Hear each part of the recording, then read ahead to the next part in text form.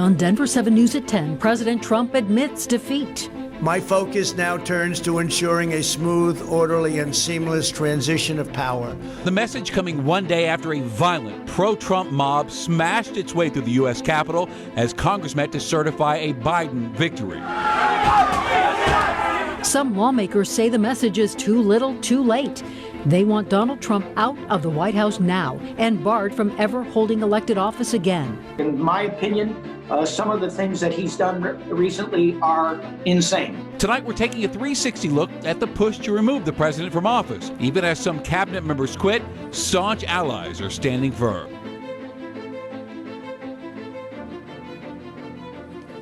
After 9 weeks and 60 failed election fraud lawsuits, President Trump is, in a roundabout way, conceding without actually saying so. Still, it's a stark reversal from what we have seen in recent weeks. In a video released on Twitter, the president acknowledged Joe Biden's victory a day after the chaos and violence that erupted at the U.S. Capitol. Now Congress has certified the results. A new administration will be inaugurated on January 20th. My focus now turns to ensuring a smooth, orderly, and seamless transition of power. This moment calls for healing and reconciliation. The president is still calling for changes to election laws, but tonight said tempers must be cooled and calm restored. Welcome to Denver7 News at 10. I'm Andrew Heel. And I'm Shannon Ogden. Glad you're with us tonight. As you see there, the U.S. Capitol is calm tonight, as so many of us, I'm sure, still trying to comprehend what happened yesterday. A mob of Trump supporters smashing their way into the U.S. Capitol building as a joint session of Congress was underway to certify results of the election Trump lost. And tonight, the FBI, take a look here, is offering a $50,000 reward for information about this person. Police say this person may have been behind functioning pipe bombs left in Washington yesterday. At least 5 firearms were recovered from all that, as well as 2 pipe bombs and 11 Molotov cocktails. Now, many Democrats and some Republicans alike tonight blame the president for inciting all that. And tonight, bipartisan calls for Trump to be removed from office, either via impeachment or by using Section 4 of the 25th Amendment. President Trump has also been reportedly asking aides and lawyers about the possibility, effectiveness, and consequences of pardoning himself. It's unclear if those discussions, however, occurred after he encouraged supporters to march on the Capitol. And tonight we are continuing our 360 coverage on this Capitol chaos. How did it happen? More on the police response. And where do local leaders stand tonight on the president's last 13 days in office? Colorado Congresswoman Diana DeGette said the House will move forward with new articles of impeachment against the president. Impeachment would require a majority of senators to vote for it, and that option could also bar Trump from ever running for office again. Of course, with less than 2 weeks left in the presidency, does that give House Democrats enough time to initiate the proceedings? House Speaker Leader Nancy Pelosi says the seriousness of this moment calls for tough action. While it's only 13 days left, any day can be a horror show for America. My members are very much interested, as are my phone is exploding with impeach, impeach, impeach. But president must be held accountable again. Another option is to invoke the 25th Amendment. If the vice president can convince a majority of cabinet members to get on board, he can go to Congress and declare the president unfit to serve. Mike Pence would immediately take up the role as acting president. The New York Times is reporting that Pence is against that move. Meanwhile, multiple cabinet members have resigned. Tonight, it's Education Secretary Betsy DeVos. DeVos blamed the president for inflaming yesterday's violence through his words. Transportation Secretary Elaine Chao quit earlier today. Chao, who's married to Mitch McConnell, said she was deeply troubled by yesterday's events. So where does the Colorado delegation stand on the issues, impeachment or invoke the 25th Amendment? As we mentioned, Democrat Diana DeGette is sponsoring articles of impeachment against the president. She says those would be introduced on Monday, charging Trump with inciting and insurrection. On Twitter, Democratic Congressman Joe Neguse backed that effort as well. Senator John Hickenlooper says he supports any option to remove the president from power quickly. Fellow Democrats, Senator Michael Bennet and Congressman Ed Perlmutter and Jason Crow support using the 25th Amendment to immediately remove the president. We have to look at the timeline and what is possible, given that short period, and whether or not that it could extend beyond his term in office too. And we are conducting that assessment right now. Republican Congressman Ken Buck said invoking the 25th Amendment isn't necessary and would set a bad precedent. We have not heard yet from Republican Representatives Doug Lamborn and Lauren Boebert. President-elect Joe Biden has not called for removing Trump for office. He is, though, tonight questioning the police response to those attacks. Congressman Jason Crow is now among 100 other members of Congress calling for a federal investigation into how that mob was able to storm the Capitol, calling them a terrorist mob who compromised national security. The Capitol Police Chief admits they failed. The former chief says they weren't prepared, and many want to know why. And today, President-elect Biden has some choice words for those law enforcement officers. No one can tell me that if had been a group of Black Lives Matter protesting yesterday, they wouldn't have been treated very, very differently than the mob of thugs that stormed the Capitol.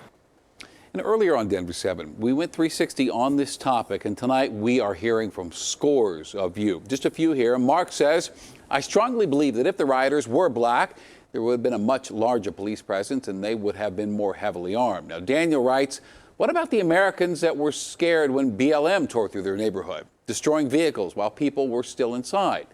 Rick sees things a little differently here. Politicians, he says, in the Senate and House for years have lined their pockets with lobbyist money or supported policies and agendas that give millions, if not billions, to other countries, while our own people are living in the streets in cities or in vast decay.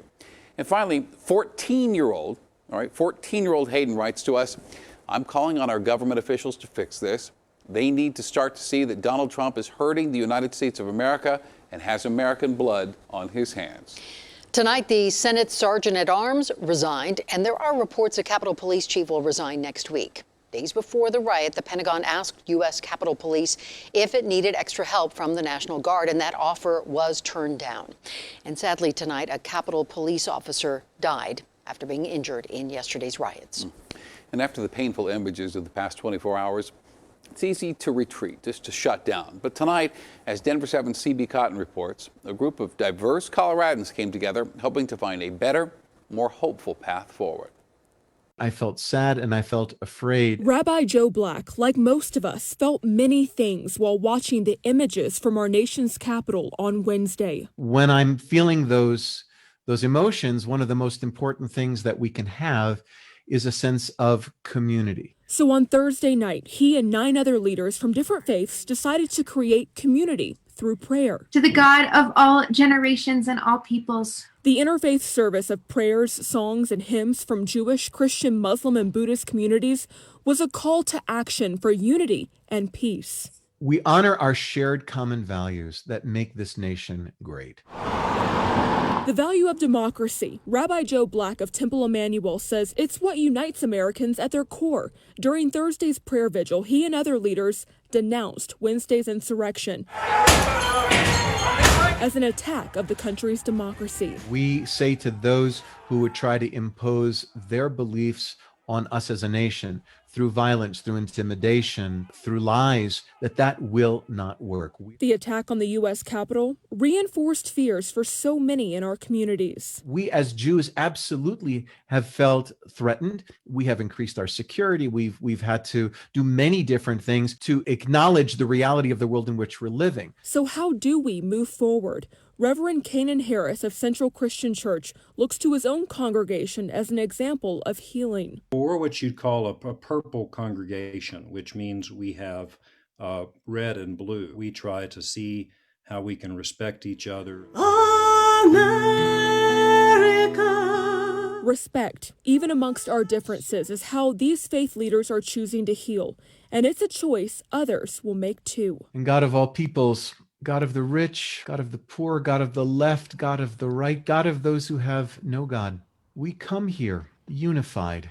Rabbi Black, who serves here at Temple Emmanuel, tells me they will plan on having more events to promote unity depending on what happens in the coming weeks. CB Cotton, Denver7. And now to coronavirus. Tonight, state health leaders say 2 more Coloradans have contracted the more contagious coronavirus variant B.1.1.7. One, a staff member who works at Veterans Community Living Center in Fitzsimmons in Aurora. The state says they're conducting routine testing in the facility and that no other possible cases have been identified. The other newly identified case is the second Colorado National Guard member who initially had a suspected case last week. That person was isolating at a hotel in Lincoln County and is still in isolation.